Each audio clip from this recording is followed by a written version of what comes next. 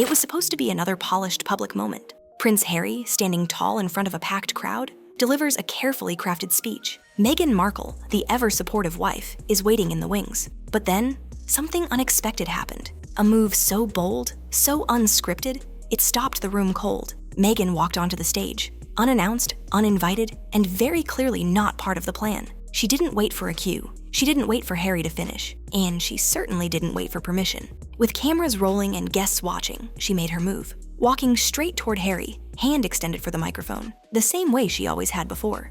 But this time, he didn't hand it over. There was no "here's my wife," no shared moment, just silence, thick, brutal silence. The crowd didn't clap. They didn't even shift in their seats. They froze. And in that stillness, something subtle but seismic occurred. Prince Harry, once the man who always stepped aside so Meghan could shine, stood his ground. Literally. It was a blink and you'll miss it moment. But for those paying attention, it was a turning point. The power dynamic that once defined the Sussexes flipped in real time, right before everyone's eyes. And what followed wasn't just awkward. It was a slow-motion unraveling, a quiet humiliation, a public message that no press release could explain away. Because that stage, it didn't just host a speech, it exposed a fracture. And from that moment on, the fairy tale began to crack. But that was only the beginning. What happened after the mic stayed in Harry's hand would be even more brutal and far more revealing. The moment Meghan Markle stepped onto that stage, something in the air changed. It wasn't the kind of applause-filled entrance she was used to. It wasn't confidence the room felt.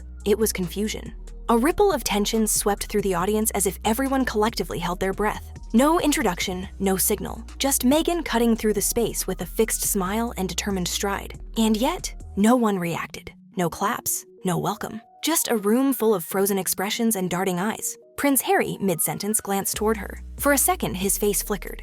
Surprise, maybe discomfort, but then his posture straightened. His voice didn't waver. He didn't pause. He didn't acknowledge her the way he once might have. And most importantly, he didn't hand her the mic. That single non-move said everything. In their past appearances, Harry was the one who would step aside, gesture lovingly, and let Meghan take the spotlight. But this time, he held on. Subtle, sure, but in a room trained to read every royal gesture, it landed like a bombshell. And the crowd? They felt it. They didn't cheer. They didn't even shift in their seats. They watched, quietly, tensely, as Meghan hovered near her husband, clearly expecting a handoff that never came. The silence became deafening. It wasn't indifference. It was a message that said, "We see what's happening, and we're not playing along this time." That icy pause, that refusal to clap, spoke louder than any headline ever could. And Meghan knew it. She lingered just a little too long. Her smile was just a little too wide, and the crowd gave her nothing. Because this wasn't just a missed cue. It was the first public moment where the old dynamic broke, where Harry didn't move aside, where Meghan wasn't embraced, where the audience didn't follow the script. And while Harry continued his speech, the world watched in disbelief, because something had just shifted on that stage, and no amount of PR could spin it back into place. But that wasn't the whole story, because Meghan wasn't done, and the fallout from that icy moment had only just begun.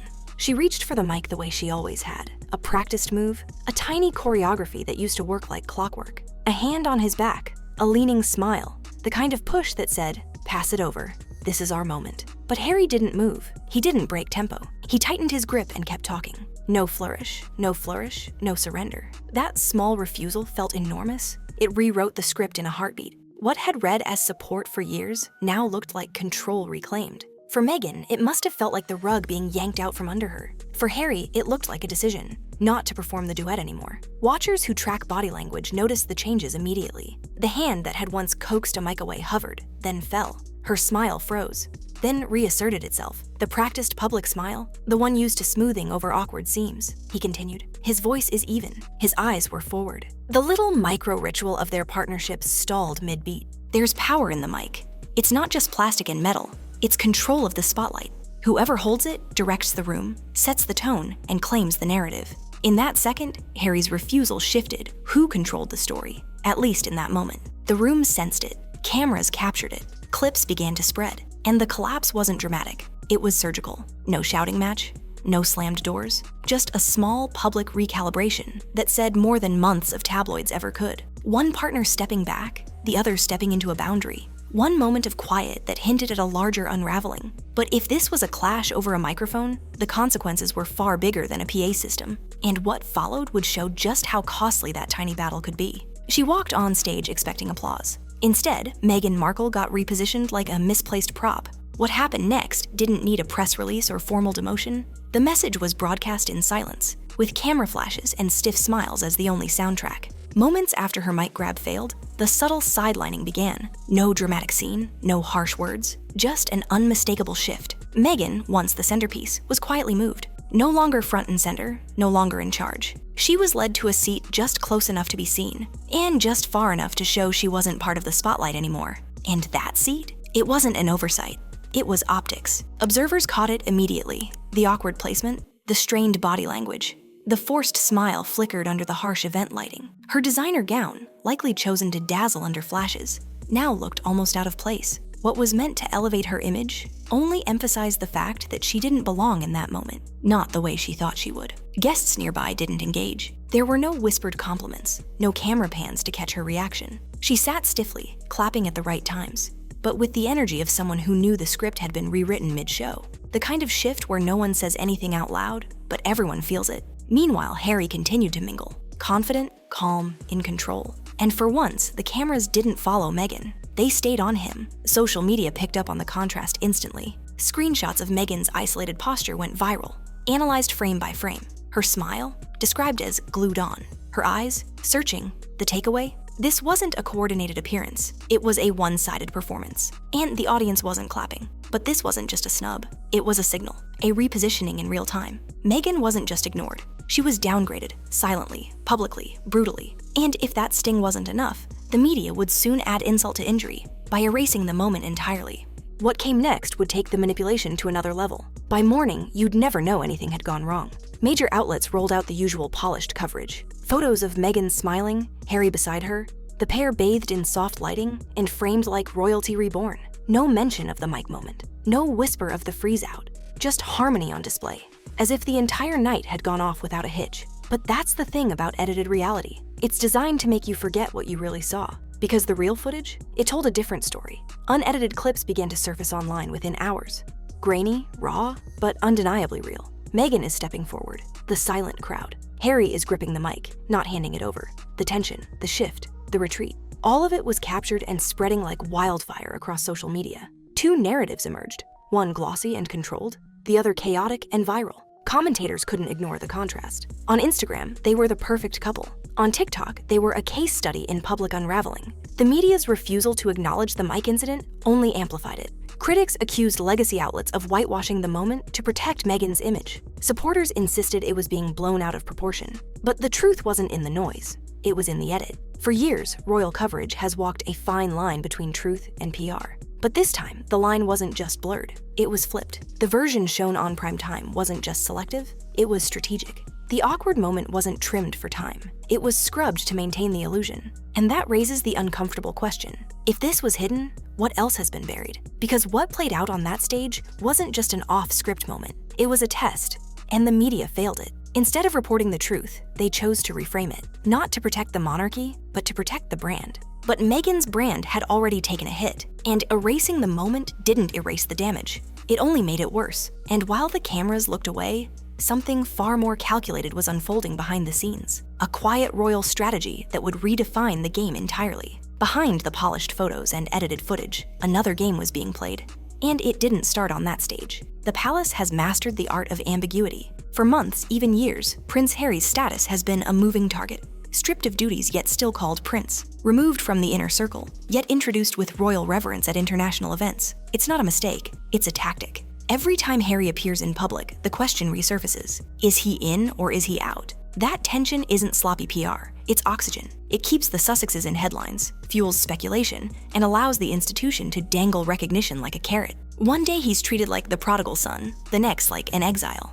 And Meghan? She's caught in the crossfire. Her image pulled between curiosity and contempt. This limbo strategy benefits only one player, the crown. By keeping Harry's role undefined, Buckingham Palace controls the narrative without ever making a statement. It stirs endless debates, sells papers, and lets the public speculate while the family stays silent. Meghan's polarizing presence adds to the drama. She draws the clicks, but also absorbs the backlash, making her the perfect lightning rod while Harry floats in uncertainty. To some insiders, that stage moment wasn't an accident at all. They whisper that the palace doesn't need to punish the Sussexes outright. It only needs to let them stumble in public, then selectively frame the footage to deepen the cracks. A snub here, a seating change there, a headline questioning Harry's status. Each small move erodes the carefully curated Sussex image without leaving fingerprints. And the irony, Meghan's bold step onto the stage may have played straight into the palace's hands, because every misstep gives the institution one more chance to reinforce the narrative of outsiders trying to claw back in.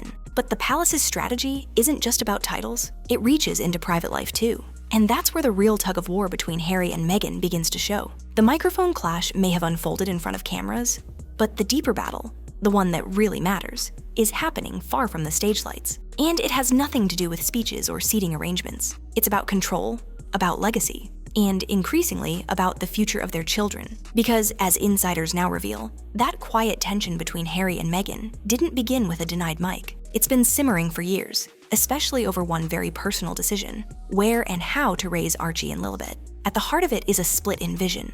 Prince Harry, though long estranged from royal life, still clings to pieces of the tradition he once rejected. Friends say he often speaks fondly of his upbringing, not the tabloids, not the trauma, but the structure, the legacy, the lineage. He's reportedly envisioned Archie attending Eton, the elite boarding school generations of royals have passed through, including himself and Prince William. To Harry, that's not just education, it's identity, it's history. It's the one part of royal life he quietly wants to pass down. But Meghan? She's not having it. According to sources close to the couple, Meghan has firmly blocked any conversation about schooling their children in the UK, not out of whim, but out of principle. California, in her eyes, represents freedom, individuality, and privacy, a world far from the archaic rituals and relentless scrutiny of the British monarchy. And while that sounds reasonable, the refusal reportedly isn't open to compromise. Unless, as one insider put it, certain concessions are made, financial, security-related, or otherwise. In other words, the kid's future is being negotiated like a royal settlement, not through mutual parenting goals, but through deals and leverage. It's not a discussion, it's a standoff. And for Harry, it's turning into an emotional tug-of-war between two homes, two futures, and two very different ideologies. Those close to Harry describe him as increasingly frustrated, torn. On one hand, he defends his wife publicly, standing by her at every turn. But privately, whispers suggest he's growing restless, nostalgic, even regretful. The traditions he once ran from now look like anchors he might want to reclaim, not just for himself, but for his children. But every time he reaches for that past, Meghan reportedly shuts it down. And that's where the real imbalance begins to show. Meghan appears to hold the decision-making power in the household. From career strategy to media appearances to the kids' privacy, her voice carries weight. Harry, once content to follow her lead, is now quietly testing his own. That mic moment may have been small, but it revealed something bigger. A man no longer ready to hand everything over. And the children? They're caught in the middle, not just between parents, but between worlds. One foot in British royalty, the other in American celebrity. Raised in Montecito, but always shadowed by Windsor. It's no longer just about parenting preferences. It's symbolic of a bigger fracture. Meghan is pushing toward reinvention. Harry is reaching back for restoration. And the stage moment? That wasn't a fluke. It was the latest flare-up in a much longer war over who decides the story, who leads the family, and who holds the future. But the next blow wouldn't come from within the family. It would come from the very system they tried to leave behind. And this time, it would rewrite everything they thought they controlled. The headlines didn't mention it, the palace didn't acknowledge it, the media sanitized it. But behind the scenes, the fallout from that one mic moment sent shockwaves through the Sussex camp, and everyone close to them felt it. What the world saw was awkward. What insiders saw was catastrophic. In the hours after the event, damage control kicked in, but not in the way you'd expect. There were no formal press statements, no public explanations, no clarification from the Sussexes team. Instead, something far more telling happened. Meghan was quietly removed from the spotlight for the remainder of the evening. No scheduled interviews, no red carpet quotes, no solo appearances. Event organizers reportedly shifted the layout and flow behind the scenes to avoid further confusion. Meghan was escorted to a seat that, while still technically VIP, was strategically sidelined, close enough for photos, far enough to imply she was no longer the lead act. And that wasn't just a seating choice. That was a decision. Observers noted the change instantly. Meghan, usually animated and in command of a room, sat stiffly. She clapped at the right times, smiled when the cameras passed, but her energy had shifted. Her interactions were minimal. Guests who normally flocked to her seemed distant, even hesitant. Harry, meanwhile, appeared unbothered, engaging with attendees, maintaining composure, almost as if the entire on-stage hiccup hadn't happened. But for Meghan, the silence was brutal. This was a woman used to controlling the narrative, accustomed to owning the room. And now, she was being tolerated, not celebrated. Her presence was acknowledged only as a formality, not with the deference she once commanded. And then came the press strategy.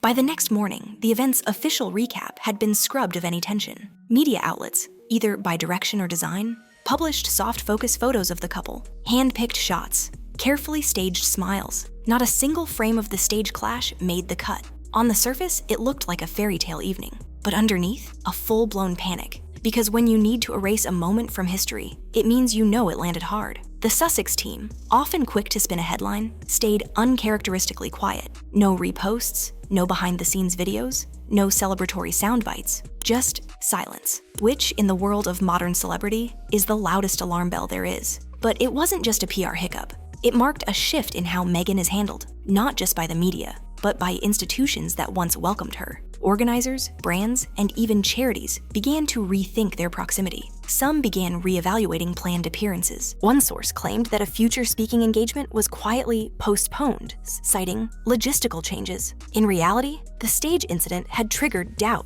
not just about her popularity, but about her stability. And for Harry, that created a new kind of limbo. He may have held onto the mic that night, but behind closed doors, his team reportedly scrambled. One insider claimed there were emergency conversations about how to avoid a repeat. Another described the dynamic as fragile, saying, Harry's trying to hold the center, but the balance has shifted. It's no longer just about public image. It's about internal perception. People in their orbit are watching Harry and Meghan not as a power couple, but as a duo on different tracks. And perhaps most revealing of all, the palace never issued a word. No denial, no support, no correction. Because they didn't have to, the silence was the message. The optics had done the work.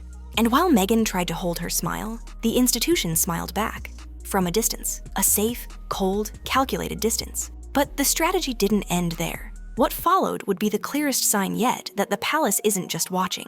It's pulling strings from the shadows. And Meghan? She may have just played right into their hands. If Meghan's unscripted stage walk was bold, and Harry's refusal to hand her the mic was brutal, what followed behind the scenes was nothing short of a slow-motion implosion. Because the moment the cameras cut away, the real chaos began. Not in front of the crowd, but behind the velvet ropes. Multiple sources say the tension backstage was thick enough to slice with a knife. Staffers exchanged hushed glances. Coordinators who once hovered attentively now kept their distance. Meghan, clearly rattled, reportedly asked for clarification about her role in the remaining schedule, only to be told there were no further moments requiring her on stage. Translation, you've been sidelined. And the worst part? It wasn't just professional, it was personal. Event organizers, once eager to highlight her, were now cautious. Every move was measured, every placement recalculated. Meghan wasn't just an unexpected variable, she had become a potential liability. And Harry? He didn't rush to defend her, didn't pull her aside for comfort. He simply carried on. That coldness didn't go unnoticed. Back in Montecito, the fallout was immediate. One insider close to the Sussex circle said, it wasn't just an awkward moment, it was a full-blown fracture. Meghan felt humiliated, and she made that very clear to everyone when they got home. Tensions reportedly exploded in private. Heated discussions, blame, accusations about lack of support, and letting the media dictate the narrative. But deep down, the real issue was power. Who had it, who lost it, and who dared to challenge it publicly. And Meghan wasn't the only one feeling the sting. Her team, the tightly controlled inner circle responsible for crafting her image, was said to be in disarray. Media consultants scrambled to decide whether to address the incident or ignore it. PR managers debated whether to issue a subtle rebuttal through a glossy magazine puff piece. Nothing landed. Nothing could erase what had already gone viral. Even worse, Hollywood noticed, industry whispers began circulating. Producers, agents, publicists. Did you see that clip? Why didn't he hand her the mic? Something's clearly off. For a couple so reliant on appearances and influence, the damage wasn't just emotional, it was strategic. Because in one silent moment, Meghan went from the woman Harry protected at all costs to the woman he refused in front of the world. And that subtle shift triggered a deeper panic within Meghan's orbit, not just about the stage incident, but about what it meant long-term. Was Harry slipping out of her narrative? Was the palace's long game working? Was Meghan losing her grip on the very story she spent years crafting? Insiders say she began reassessing key allies, questioning why certain media outlets didn't come to her defense, and that she hinted at pulling back from future appearances unless guaranteed full control. And then, just as the storm seemed ready to explode, Buckingham Palace did the unthinkable. Absolutely nothing. They didn't condemn her, didn't defend Harry, didn't step in, because they didn't need to. The damage was done. The seeds of doubt were planted. Meghan's credibility had taken a public hit, and the institution knew better than to overplay their hand. They simply watched as headlines multiplied, social media raged, and the Sussex brand quietly bled influence. This wasn't a PR blunder. It was a strategic collapse, unfolding with the kind of precision you can't fake. And while Meghan scrambled to recover, the palace remained silent. Harry stayed passive, and the public watched.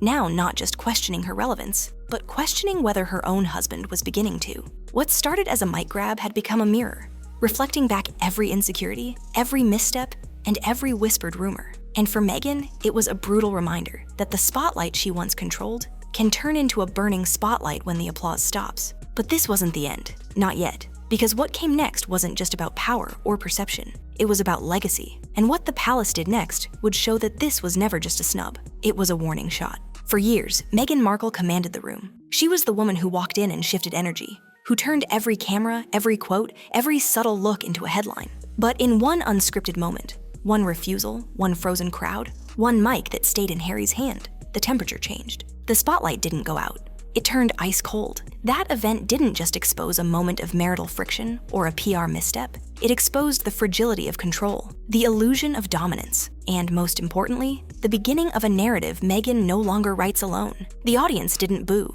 They didn't cheer. They watched in silence. And that silence was devastating. Because in the world of celebrity and royalty, indifference is death. And that night, the indifference was loud enough to shatter glass. Harry's refusal wasn't theatrical. It was quiet, but it was decisive. And in that decision, we saw something we weren't supposed to. A prince no longer yielding, a duchess no longer leading, and a couple no longer synchronized. The palace didn't need to intervene. They'd already won the long game by saying nothing, doing nothing, and letting the Sussexes implode under the weight of their own contradictions. Meghan's power had always relied on momentum, on controlling the room and curating the narrative. But now, even that is slipping. And the most chilling part? She knows it. The designer dresses can't fix it. The edited magazine features can't hide it. The brand deals and Instagram posts can't reframe it. The crowd saw something raw, and they didn't like it. The fairy tale is no longer captivating. It's unraveling. And while the world once watched Meghan Markle rise as a royal disruptor, they're now watching her stumble through a stage she no longer owns. So if the mic refusal was the moment everything cracked, then the silence that followed was the sound of a crown turning its back. Because in the royal world, you're either in the light or you're forgotten in the cold. And this time, there was no warm applause, no saving gesture, just a duchess, a mic, and a room that chose to look away.